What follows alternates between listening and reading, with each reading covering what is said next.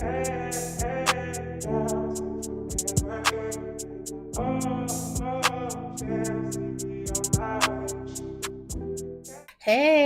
welcome or welcome back. If you're new here, I'm Jean Marie, a millennial wife and mom of two. And here on my channel, I talk about all things digital planning, productivity, organization, and finance with an emphasis on budgeting and retirement prep, and a little bit of business from here and there. So if this is your vibe, go ahead and hit that subscribe button. And don't forget to hit the notification bell so you never miss an upload.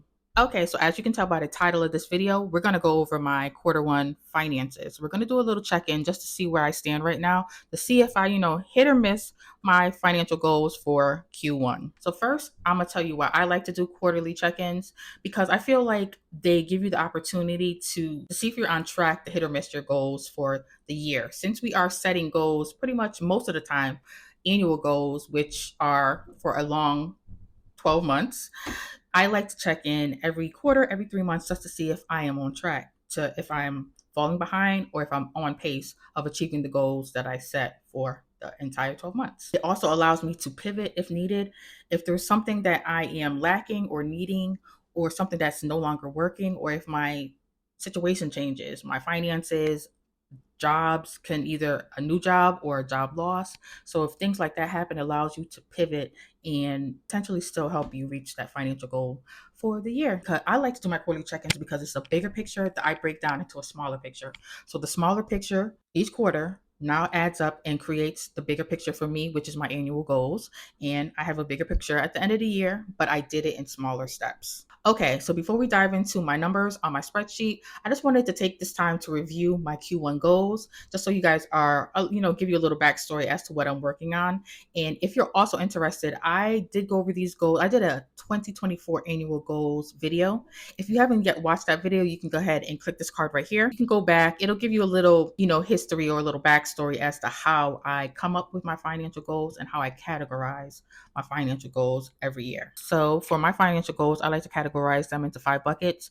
They are income, savings, investments, debt, and budgeting. So my income goal was to have a gross income of $12,000 by the end of Q1. And if you guys see me looking down, it's because I'm looking on my iPad. I have them in my planner here on my iPad. So in my savings goal was to have at least $1,000 in my emergency fund. So to save a minimum of $1,000. And then my debt goal was to pay off one credit card and also pay off a personal loan that I have. My investments goal was to invest a minimum of $300 in any one of the investment accounts that I have. And my budgeting was to consistently budget every paycheck every week, and also to consistently track my expenses every week as well. Now we know what my goals are. Let's go ahead and get into my spreadsheet. Come on, I'm gonna take you with me. Let's go. Okay, so here we are on my annual dashboard for the year of 2024. And we are going to start with my income summary for Q1. So as you remember, my Q1 income goal was 12,000. I did, stretch it a little and over budget. I over budgeted. I did $12,757.72, but my actual was 11,206 and 72 cents. So I actually missed my goal by $793.28. So that's one reason why I like doing these recaps, because it allows me to know exactly where I stand at that moment in time. So now I know for quarter 2 that I probably need to either get more patience at my part-time job, or I need to pick up more hours at the per diem job. Either or, I need to increase my income so I can start hitting these goals. Okay, so now we're going to go over, actually before we go over to the bills, and as you'll see, my biggest month in Q1 was March, and that's probably because March was Magic March. So there was 5 pay periods for me, because I'm paid weekly. So there was 5 pay periods in March. So I got 5 paychecks. Well, there was actually 6 because I worked at the per diem job. So that's why you'll notice that March had more of an influx than January and February. Okay, so now we're going to go over to the bill summary. And I did budget $6,778.60. And my actual bills that I paid was $5,859.27. So I gotta go back and check February. I don't know why that number is so low compared to January and March, but maybe probably what I did was I took the beginning of March's paycheck and paid, for my March rent or something. But I'll go back and just make sure that I tracked everything that I needed to make sure that my numbers are right. Because when December comes, I want to make sure that my numbers are as close to accurate as possible. Okay, so for my expenses, let's go over here. I budgeted $1,849 and what? Expenses are going to be the hardest to get control over, like to, gain more control over, because expenses just be jacking me up every month.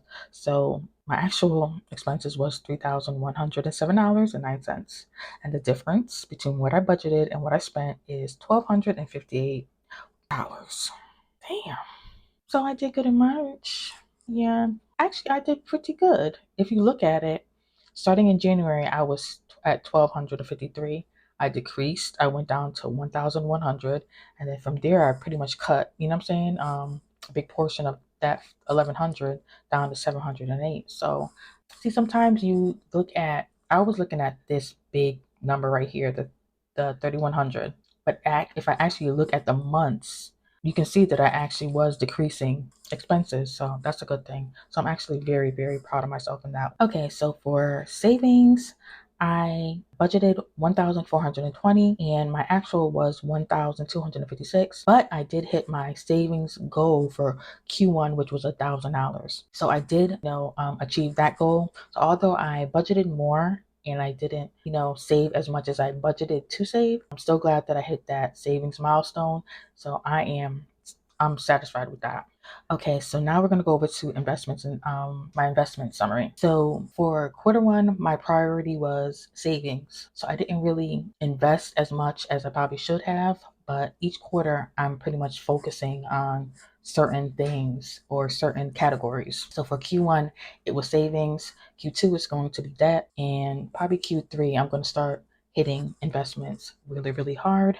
So if you are interested in seeing what my quarter two goals are, make sure you subscribe and hit the notification bell so you can be notified when I upload that video. So my investments was, I budgeted $50, but the actual is $139.12, which I believe that 139 was between my son's 529 and my 401k.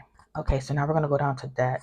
And so for debt, I budgeted $2,087 and the actual was $2,240.92.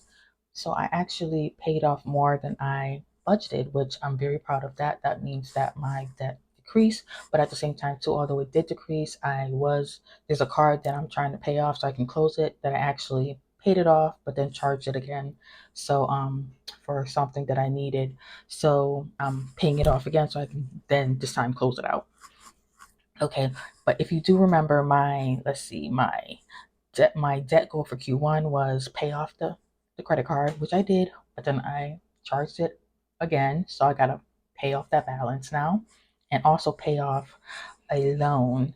I did not pay off the loan in Q1, so I'm just gonna pay it off so I can then focus and start allocating my money to other categories. So as you see, March was the month that I paid the most on debt, and that's probably because I put a lot of the Magic March money, that extra paycheck, into debt. Because I think like the last two paychecks in March, the weekly paycheck focus or priority was actually reducing debt. So it actually reflects here in my summary. And that's another reason why I enjoy doing these recaps, because it allows me to see the bigger picture on a smaller scale at whatever quarter or whatever month that I'm focusing on or looking at that time. It did allow me to see that I did focus. I did follow the plan that I had set for those two paychecks, and I did pay down my debt. Okay, so we're going to go over to the cash flow summary, and this pie right here basically shows you the percentage of where my money went for quarter one. So as you see, the largest piece of the pie is a 46.5%, which is my M6s, my non-negotiables. Those are my bills. Those are my needs. So the next largest piece is my expenses, which is 24.7%. And I'm still working on reducing that percentage because I want to swap it out with savings. I want my savings to be the next, largest piece of the pie. So savings is at 10%. And then my investments is at, which wasn't a focus for me this quarter, but it's at 1.1%. And debt is at 17.8%. So I'm actually very proud of myself with the debt because I paid more debt. That shows me that I paid a lot on the debt that I have. So I'm still going to be working on that because that's going to be the focus for quarter two. I'm swapping out savings and focusing more on debt in quarter two. And then quarter three and quarter four will be different focuses probably at that point. But at any time, I can pivot wherever I am that I see that I need to either change something, whether it's taking something away or adding something or switching something as my situation changes, as my income changes, and as the need for my budget to change as well too. And over here are my annual goals for 2024. And if you watched my annual goals for 2024 video, these are all the goals that I discussed and we talked about over in that video. If you're actually interested in seeing how I come up with my annual finance goals and how I categorize them. So now we're just going to go back up here to the top, and this is basically just a recap of everything that goes on down here. So my total income it shows, which was the 11,000, how much I paid in bills, what my total expenses were, my total savings, total investments, total debt paid. So that is my annual dashboard for 2024, and it just gives me, but we just recapped for quarter one 2024. Okay, so this is my annual dashboard in a nutshell. So go ahead and leave a comment below and let us know how your quarter one went. I'm interested to know if it went well, if you hit your goals, if you didn't hit your goals, why you think you didn't, and what your plans are for quarter two, how you plan on achieving your goals. So that is that. So there you have it. Those are my Q1 numbers. They are what they are. If you did a quarterly recap, go ahead and leave a comment below. Let us know how your Q1 went, all your wins and all your losses. We're here to support each other along the way. And with that being said, me being a small channel as I am, I need to ask a very, very big favor. If you wouldn't mind, I would truly appreciate if you can hit the subscribe button and a notification bell so you'll always be notified whenever I upload a new video. It means a lot to me and it also helps my little small channel grow. So until next time, ladies, always do your best to become wiser, stronger, and better every day.